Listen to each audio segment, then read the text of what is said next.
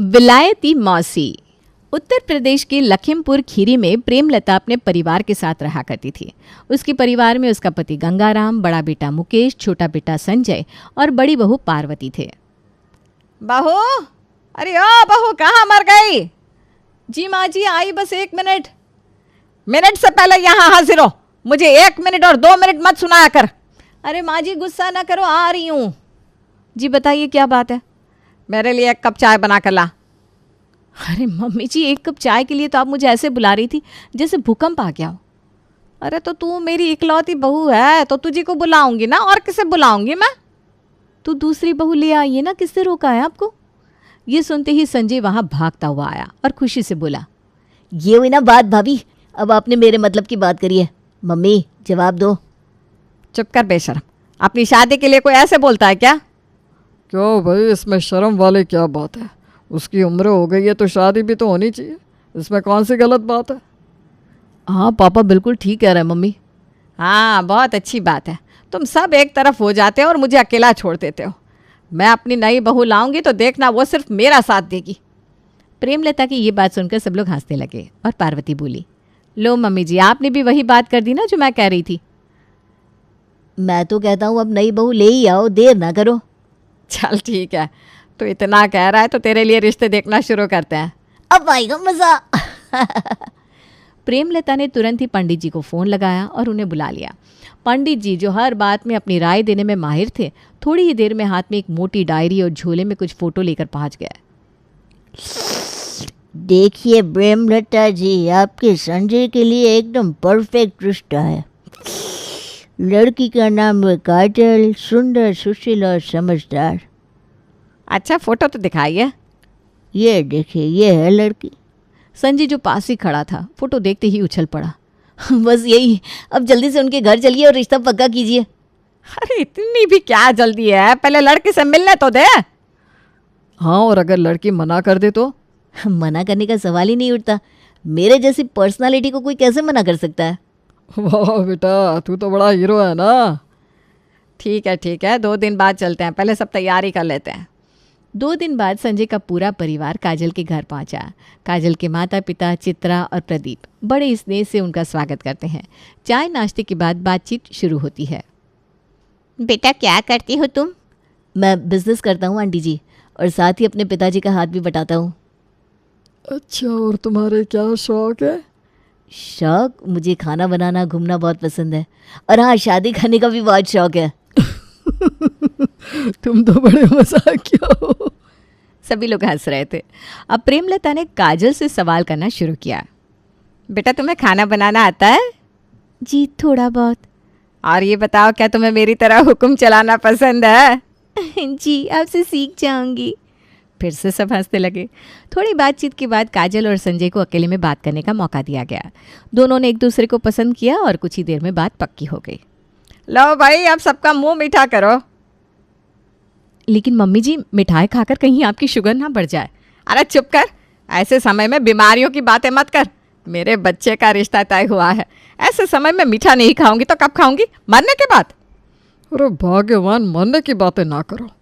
सभी लोग बहुत खुश थे। संजय और काजल की शादी की तैयारियां शुरू हो गई और घर में खुशियों का माहौल छा गया। शादी की तैयारियां जोरों पर थी। घर के हर सदस्य को अपने अपने काम दिए गए थे। गंगाराम हमेशा की तरह खर्चों की लिस्ट में उलझे हुए थे, जबकि प्रेमलता हर रस्म की बारीकियों पर ध्यान दे रही थी। आजकल मैरिज हॉल भी कितने महंगे हो गए। जो शहर के अंदर है वो लाखों का है, और जो थोड़ा सस्ता है वो ऐसे जंगल में पहुंचा दिया है जिसकी हद नहीं। मुझे चित्रा बहन जी को कॉल करके पूछ लेना चाहिए, उनके यहाँ हर रस्म कैसे होती है। शादी वाले दिन कोई बवाल नहीं होना चाहिए। मुकेश बाजार से सामान लाने और व्यवस्था करने में व्यस्त था और पार्वती पूरे घर के अंदरूनी काम संभाल रही थी। आप लोग मुझे देखकर बता देना कि कोई और सामान लाना है तो मैं जाकर ले आऊँगा। हाँ ठीक है, मैं देख लूँगी, लेकिन हो सके तो आप भी देख लेना, क्योंकि मैं घर की सफाई कर रही हूँ। ठीक है, लेकिन पहले मैं थोड़ी देर आराम कर लूँ, बहुत थक गया हूँ। बाकी सब अपने अपने काम में लगे थे, लेकिन रीचा का ध्यान सिर्फ एक चीज़ पर था, वो था शॉपिंग। हर दिन उसके हाथ में नए नए बैग आते और संजय उसे देखते ही चिढ़ाना शुरू कर देता। अरे रीचा, शादी तेरी हो रही है या मेरी? इतनी शॉपिंग तो दुल्हन भी नहीं करती। भैया तुम चुपचाप शादी करो ना, मेरे शौक पर ध्यान मत दो। लगता है तूने मेरी शादी को बहाना बना लिया है अपना वार्डरोब बदलने का। भैया एक और शब्द बोला ना तो तुम्हारे कपड़े गायब कर दूंगी, फिर अपनी शादी में भिखारी लगोगे, समझे? इस हंसी खुशी के बीच प्रेमलता को अचानक अपनी बहन पुष्पा का ध्यान आया। उसने मुकेश को बुलाकर कहा, अरे मुकेश, जरा अपनी मौसी को फोन तो लगा दे। मौसी? वो कनाडा वाली मौसी? हाँ हाँ वही, उसे बुलाना है शादी में। अरे मम्मी, वो आ गई तो यहाँ सबकी क्लास लेगी। सही कह रहे हैं जी, मौसी जी को बुलाना मतलब हर काम में टोका टोकी। और अगर वो आ गई तो मेरी शादी उनके स्टाइल लेक्चर में बदल जाएगी। सभी के विरोध के बीच प्रेमलता को गुस्सा आ गया। अरे वो मेरी बहन है, उसे नहीं बुलाऊंगी तो और किसे बुलाऊंगी? पागल मत बनो, जल्दी से फोन लगाओ। अरे मुकेश, जल्दी से फ़ोन लगा दे भाई, वरना इस घर में भूचाल आ जाएगा। तू जानता नहीं है दोनों बहनों में कितना प्यार है, उसके लिए तो ये मुझे भी तलाक दे देगी। मजाक बंद करिए जी आप। ठीक है मम्मी, गुस्सा ना करो, लगा रहा हूँ फ़ोन। मुकेश ने फ़ोन लगाया और प्रेमलता ने पुष्पा से बात की। अरे मेरी बहना, तुम्हें एक खुशखबरी देनी है। क्या बात है दीदी? संजय की शादी तय हो गई है और तुम्हें आना है। ओहो, ये तो कमाल की खबर है, जरूर आऊंगी। मुझे व्हाट्सएप पर इनविटेशन कार्ड भेज दो। ठीक है, मैं संजय से कहकर अब भी इनविटेशन कार्ड भिजवा दूंगी, पर तुझे हर हाल में आना है, ठीक है? हाँ दीदी, जरूर आऊंगी। प्रेमलता ने फ़ोन रखते ही संजय को कार्ड भेजने को कहा। घर के सभी लोग थोड़ा परेशान तो थे, लेकिन प्रेमलता अपनी बहन के आने से बेहद खुश थी। उसके बाद सब वापस अपने अपने काम में लग गए। पूरे घर को गेंदे के फूलों से सजाया गया। इसी बीच एक दिन काजल के पिता प्रदीप ने उनको खाने की लिस्ट भेज दी, जिसमें कई तरह के पकवान थे और साथ ही मीठे में गुलाब जामुन थे। इतना बहुत है ना, कुछ बढ़वाना तो नहीं है? नहीं जी, फालतू खर्चा क्यों करवाना है लड़की वालों को, ठीक तो है सब। फिर 2 दिन बाद पुष्पा अचानक घर आ धमकी। उनका बदला हुआ रूप सबको चौंका गया। दीदी देखो, मैं आ गई। अरे पुष्पा, तू आ गई, मैं बहुत बहुत बहुत खुश हूँ। दीदी अब मुझे पुष्पा मत कहो, मेरा नाम पैम है। Pam is very cool. Pushpa sound so desi and down market. ये तूने अपना नाम कैसा रख लिया, पैम?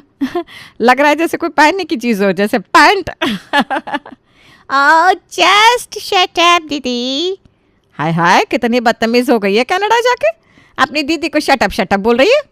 ओह माय गॉड दीदी, मैं कोई बदतमीजी नहीं कर रही हूँ, वहाँ ऐसे ही बोलते हैं, और वो कनाडा नहीं कनाडा होता है। अच्छा ठीक है, जो भी होता है, अपना ये विलायतीपना छोड़ और हमारे साथ शादी एंजॉय कर। ये सुनकर सभी अपनी हंसी दबाने लगे। फिर पुष्पा उर्फ पैम गंगाराम से मिलने आगे बढ़ी। नमस्ते जीजा जी। अरे अरे, ये क्या कर रही हैं आप साली जी? हिंदुस्तानी मर्द कितने इनोसेंट होते हैं, रियली। सब हंसने लगे। फिर बातचीत शुरू हुई, लेकिन बातचीत के बीच ही पुष्पा ने इनविटेशन कार्ड का मुद्दा उठा लिया।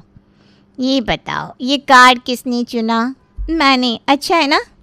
तुम्हारी पसंद कितनी घटिया है, इतना basic boring old fashion design चुना तुमने। कनाडा में तो ऐसे ऐसे कार्ड होते हैं कि तुम देख लो तो बेहोश हो जाओ। ये सुनकर ऋचा को बहुत बुरा लगा। वो उठकर चली गई। पुष्पा, मेरा मतलब है पैम, अब कार्ड छप चुके हैं और बांटे भी जा चुके हैं, इसलिए ये राम कथा बंद करो और चलो खाना खा लो। ओके दीदी। इसके बाद सभी लोग खाने पर बैठ गए। खाने के बाद पुष्पा घर में चहलकदमी कर रही थी। अचानक उसकी नज़र घर की सजावट पर पड़ी। दीवारों पर और दरवाज़ों पर गेंदा फूलों की लड़ियाँ झूल रही थीं। उसने माथा सिकोड़ते हुए पूछा, अरे ये गेंदा फूल किसने सजाए? पार्वती जो पास ही में खड़ी थी बोली, मौसी जी, यहाँ सब लोग अपने घरों को गेंदा फूलों से ही सजाते हैं। ये परंपरा है, शुभ माना जाता है। ये सुनकर पुष्पा ज़ोर से हंस पड़ी। ओह माय गॉड, ये इंडियंस भी ना कभी बदल ही नहीं सकते, सदियों से बस ये गेंदा फूल। ऐसा लगता है जैसे दिमाग में कुछ नया सोचने की जगह ही नहीं है। मौसी जी, लेकिन यहाँ हर शादी में यही होता है, सब यही पसंद करते हैं। पसंद? ये लोग जानते ही क्या है, तुम लोग हमेशा वही करते हो जो बाकी कर रहे हैं। यही वजह है कि इंडिया इतना पीछे है। लेकिन मौसी जी, माँ जी से पूछ लीजिए। वो मुझे किसी से पूछने की ज़रूरत नहीं है। अभी काम वाले को बुलाओ, मैं सब बदलवाती हूँ। ओके, अभी बुलाती हूँ। काम करने वाला आदमी अंदर आया। पुष्पा ने उसकी तरफ इशारा करते हुए कहा, सुनो, ये सब गेंदा फूल हटाओ, इसकी जगह ऑर्चिड और लिली लगाओ। मैडम जी, लेकिन ये तो बहुत महंगा पड़ेगा। तुम्हें पैसों की चिंता करने की ज़रूरत नहीं है, मैं सब देख लूँगी। बस जाओ और जितना जल्दी हो सके ये काम करो। ठीक है मैडम जी, जैसा आप कहती हैं वैसा हो जाएगा। आदमी जाने ही वाला था तभी पुष्पा ने चारों तरफ नज़र दौड़ाई और एक अन्य पारंपरिक सजावट पर नज़र पड़ती ही बोली, और ये क्या है? ये कौन सी पिछड़ी हुई चीज़ वहाँ लटकी है? इसे भी हटाओ, सब बदलो। मौसी जी एक बार माँ जी से पूछ लीजिए। अरे तुम लोग तो हमेशा पूछते ही रहोगे, कुछ नया करने की हिम्मत कहाँ है तुम लोगों में? लेकिन मैं इस घर की बहू हूँ तो मुझे तो पूछना ही पड़ेगा ना।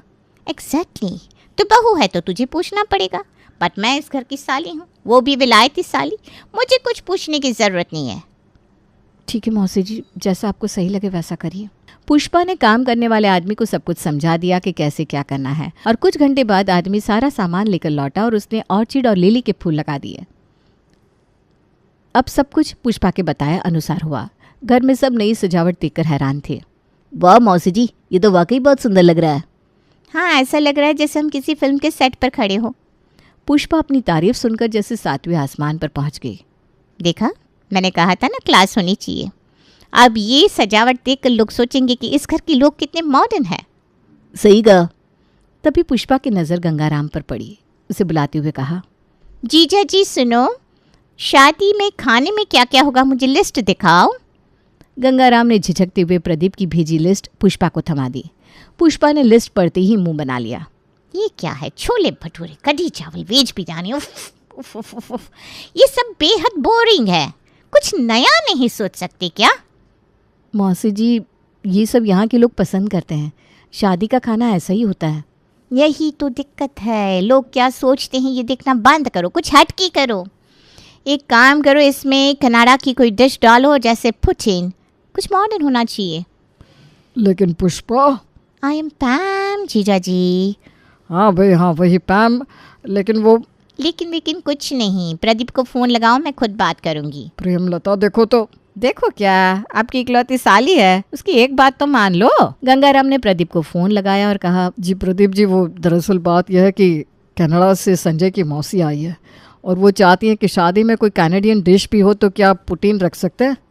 ये क्या होता है? मुझे तो नहीं पता ये क्या होता है, लेकिन कोई कैनेडियन डिश है तो आप पता करवा लीजिए और बनवा लीजिएगा। ठीक है, बनवा लूँगा। तभी पुष्पा की नज़र लिस्ट में लिखे हुए गुलाब जामुन पर पड़ी। उसने गंगाराम से फ़ोन लेकर कहा, हेलो मिस्टर प्रदीप, आपको तिरामिसू के बारे में पता है? तिरामिसू? नहीं, ये क्या है? आपको ये भी नहीं पता? गूगल करो, ये एक वेस्टर्न डेजर्ट है। गुलाब जामुन की जगह ये रखो, आपके मेहमान खाकर पागल हो जाएंगे। ठीक है मौसी जी, जैसा आप कहें। अरे मैं आपकी मौसी नहीं हूँ, बच्चों की मौसी हूँ। अब सॉरी बहन जी। जब पुष्पा फ़ोन रखकर पलटी तो देखा कि घर के बाकी सदस्य माथा पकड़कर खड़े थे। हे भगवान, ये शादी है या मौसी जी का देश बदलो प्रोजेक्ट? रिलैक्स करो मौसी जी, जब तक यहाँ हैं हम सबको मॉडर्न बना देंगी। तुम लोग मजाक उड़ाओ, पर शादी के दिन सब मेरी तारीफ करेंगे, बस देखते जाओ। अगले दिन सुबह सुबह पुष्पा ने पार्वती को बुलाया। चाय का कप हाथ में लेकर उसने इधर उधर देखा और धीरे से पूछा, पार्वती एक बात बताओ, तुम्हारे घर से शादी में क्या जा रहा है? मतलब लड़की को क्या दिया जा रहा है? मौसी जी, हमारे घर से तो सोने की एक अंगूठी दी जा रही है, यही हमारी परंपरा है। ये सुनते ही पुष्पा जोर से हंसने लगी। सिर्फ सोने की अंगूठी? तुम लोग अब तक उसी पर अटके हुए हो? अरे ये सब पुराने ज़माने की बातें हैं। दुनिया में अब पिंक गोल्ड और वाइट गोल्ड का ज़माना आ गया है और तुम लोग वही पुराने तरीके अपनाए जा रहे हो। कुछ तो नया करने का सोचो। मौसी जी, हमारे माँ पापा अपनी हैसियत के हिसाब से ही काम कर रहे हैं, हमें यही सही लगता है। हैसियत? अरे लोग क्या कहेंगे ये सब छोड़ो, सुनो मेरी बात। डायमंड की अंगूठी बनवाओ, वो भी वाइट गोल्ड के साथ, तब लगेगा कोई चीज़ दी है। पार्वती को अब गुस्सा आने लगा। उसने पलट कर पूछा, और मौसी जी आप क्या दे रही हैं अपनी भांजी की शादी में? पार्वती, मैं तो काजल को डायमंड नेकलेस दूंगी, ये मेरी तरफ से एक खास गिफ्ट होगा। पार्वती ये सुनकर हंस पड़ी और मज़े लेते हुए बोली, मौसी जी सिर्फ डायमंड नेकलेस? आप तो कनाडा से आई हैं, लोग क्या कहेंगे कि इकलौती मौसी ने बस एक नेकलेस दिया। अरे भला बताइए, ऐसा भी कहीं होता है क्या? कम से कम पूरा डायमंड सेट तो देना चाहिए। पुष्पा का चेहरा थोड़ी देर के लिए उतर गया, लेकिन उसने बात संभालने की कोशिश की। अरे सेट तो भारी पड़ जाएगा, नेकलेस ही काफ़ी नहीं है। मौसी जी, लोगों को बातें बनाने का मौका मत दीजिए। वो तो ये भी कहेंगे कि मौसी ने सिर्फ लड़की के लिए गिफ्ट लाया, बाकी के लिए कुछ नहीं। आपको सबके लिए कुछ न कुछ लाना चाहिए था ना। पुष्पा ने दिल पर पत्थर रखकर कहा। अच्छा ठीक है, सबके लिए कुछ ना कुछ मंगवा देती हूँ। कुछ घंटे बाद गंगाराम के पास शादी में हो रहे खर्चों के बिल आने लगे। ओहो, ये जो नए फूल मंगवाए गए थे उसका तो बहुत बिल बढ़ गया है। और प्रदीप जी का फ़ोन आया था कि खाने में जो चेंज हुआ है वो भी काफ़ी महंगा पड़ रहा है, क्या करें। पापा जी ऐसा कीजिए ना, ये सारे बिल मौसी जी के पास पहुंचा दीजिए। ये सारे बदलाव उन्हीं की वजह से तो हुए हैं। हाँ, ये आइडिया अच्छा है। गंगाराम ने तुरंत सारे बिल पुष्पा के पास भिजवा दिए। पुष्पा जब बिल देख रही थी तभी उसे सुनार का भी फ़ोन आया। पुष्पा जी, आपने जो डायमंड सेट मंगवाया था उसकी कीमत अनुमान से ज़्यादा आ गई है, आपको तुरंत एडवांस देना होगा। ठीक है, मैं कोशिश करती हूँ। पुष्पा ने फ़ोन रखा और खुद से बोली, ये सब क्या हो रहा है? ये तो बहुत महंगा पड़ रहा है और ये सारे बिल मेरे पास क्यों आ रहे हैं? ये तो शादी के खर्चे हैं, इन्हें तो घर वाले ही संभालते हैं। मौसी जी, इन सारे खर्चों की जड़ आपकी दी हुई राय है। आप ही ने कहा था ना, फूल बदलवाओ, खाना बदलवाओ। अब राय के साथ पैसे देना भी तो ज़रूरी है ना। अरे लेकिन मेरी बहन यहाँ मेहमान है, वो क्यों देगी पैसे? मेहमान घर में बदलाव नहीं करवाते, तो जो बदलाव करवा सकता है वो पैसे भी दे सकता है। मौसी जी, आपने जो बदलाव कराए उनका बिल तो आप ही को चुकाना पड़ेगा, ये तो न्याय संगत है। पुष्पा के पास अब कोई जवाब नहीं था। उसने भारी मन से सारे पैसे चुकाने की हामी भर दी। शादी का दिन आ गया, सब खुश थे, लेकिन पुष्पा का चेहरा उतरा हुआ था। पार्वती, मुझे अपनी गलती का एहसास हो गया है। मैंने बिना सोचे समझे राय दी और उसका नतीजा अब भुगत रही हूँ। मुझे माफ़ कर दो। मौसी जी, माफ़ी मांगने की ज़रूरत नहीं है। हमने आपको सबक सिखाने के लिए ऐसा किया। अगली बार राय देने से पहले 2 बार सोचिएगा ज़रूर। अब तो राय देने से पहले 100 बार सोचूंगी। इस शादी ने मेरी अकल ठिकाने लगा दी। शादी खुशी खुशी संपन्न हुई। पुष्पा को इस घटना से बड़ी सीख मिली।